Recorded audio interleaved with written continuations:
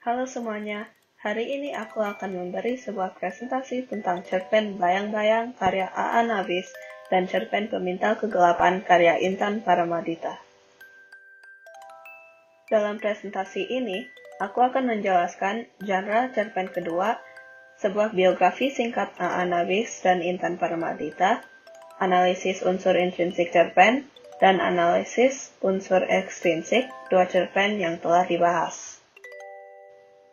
Tetapi, sebelum semua itu adalah suatu pertanyaan. Apa definisi cerpen? Cerpen adalah singkatan kata cerita dan kata pendek. Cerpen adalah suatu karya sastra yang berbentuk naratif. Cerpen mengandung sekitar 500 sampai 5.000 kata yang berfokus pada tokoh utama cerita dalam suatu peristiwa. Cerpen biasanya karya fiksi yang mempunyai plot tentang tokoh utama dan bagaimana dia dapat dalam peristiwa tersebut.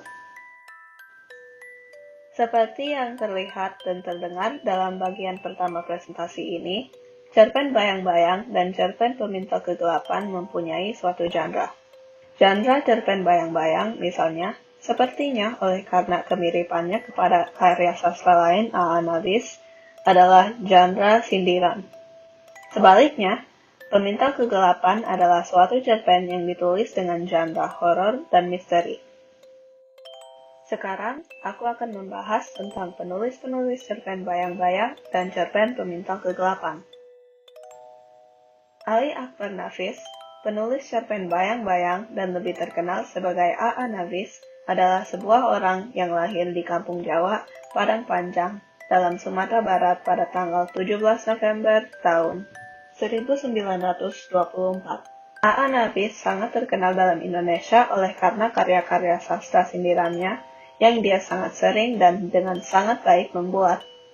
Karya paling terkenalnya adalah suatu cerpen berjudul Robohnya Surau Kami, yang tidak seperti karya lainnya dalam genre tragedi.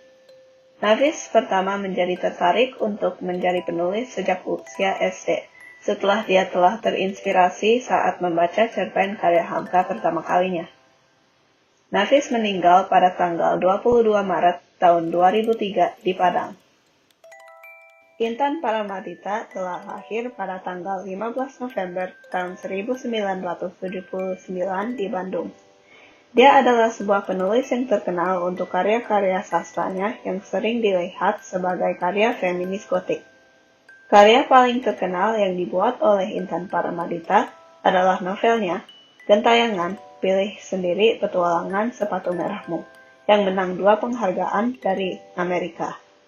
Intan Paramaditha terinspirasi untuk menulis oleh karena penulis wanita lain seperti Mary Shelley dan Margaret Atwood, yang menulis cerita-cerita tentang monster. Intan Paramaditha masih hidup hari ini. Tahun ini, dia hanya berumur 41 tahun. Kini, kita bisa membahas tentang tema presentasi ini, cerpen Bayang-Bayang dan cerpen Pemintal Kegelapan. Pertama, unsur intrinsik cerpen-cerpen tersebut. Cerpen Bayang-Bayang menyampaikan sebuah cerita tentang pencarian jati diri. Cerita ini berlatar di istana mewah yang dimiliki oleh sebuah raja, rumah tokoh utama, dan pada akhir cerita, dalam taman luas lapangan Merdeka di pusat kota. Kebanyakan ceritanya dilatar pada pagi hari. Tokoh-tokoh dalam cerpen Bayang-Bayang adalah Sidali, sebuah tokoh utama yang sedikit sombong tetapi sangat disukai oleh orang lain, dan Bayang-Bayang Raja, tokoh utama kedua yang simpatik dan ingin menjadi manusia. Ada tokoh lain juga, tetapi mereka semua tokoh yang tidak memberi terlalu banyak kepada cerita. Alur cerita ini adalah tipe alur maju atau alur progresif. Ini karena alur dalam cerpen berawal dari masa lalu dan secara konsisten menuju ke masa depan. Dalam cerpen ini, kita mendapat orientasi dan pengenalan dalam paragraf-paragraf awal yang menggambarkan penokohan Sidali. Kemudian ada 2 konflik yang Sidali menghadapi. Bayang-bayang Sidali pergi dan bertetap di istana, dan Sidali ingin bertukar dengan bayang-bayang raja untuk 1 hari. Setelah itu, kita mendapat suatu klimaks, yaitu bahwa si Dali tidak suka menjadi bayang-bayang, tapi tidak bisa menemu bayang-bayang raja. Dalam resolusi, kita melihat si Dali dan bayang-bayang raja tidak bisa kembali lagi ke kehidupan mereka sebelumnya. Seluruh cerita ini ditulis dengan sudut pandang orang ketiga. Gaya bahasanya banyak menggunakan denotasi dengan campuran bahasa sehari-hari pada bahasa baku yang lebih dominan.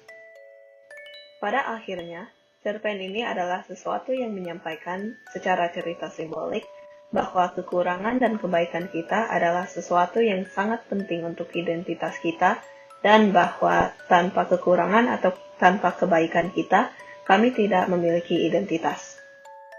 Cerpen Pemintal Kegelapan adalah suatu cerita misteri tentang sebuah hantu. Cerita tersebut dilatar dalam loteng di rumah tokoh utama, di hutan, dan di rumah sakit.